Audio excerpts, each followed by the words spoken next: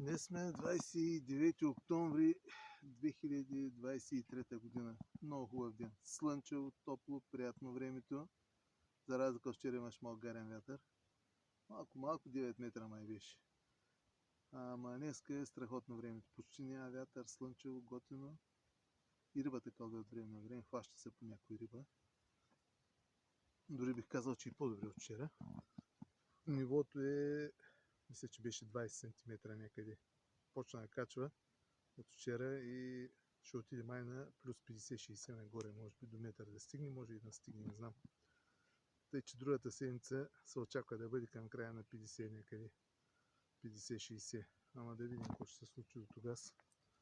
Иначе добре се представяме. Като за днеска. Даже ми клъвна и на лявата въйца, докато няма. И винаги те става. Винаги така става, като прави нещо и кълви на другата въйца. Сега ще видим резултата от днескашния риболов. Не сега как ще му опръскат така. Основно таранки и плати. Някои други повечето и таранчици. Опа, да видите, живе. Трябва да има едно 3 кг според мен някъде. Виж как пръскат. Много готини рибки. Страхотни са. Много са готини.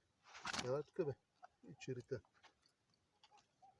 Такива тези тарантули са ловят. Таранчици, ай. Може и карас по-руски, ама но не е лошо да се говори на руски. Те ще дойдат руснаците. Така, денят беше страхотен.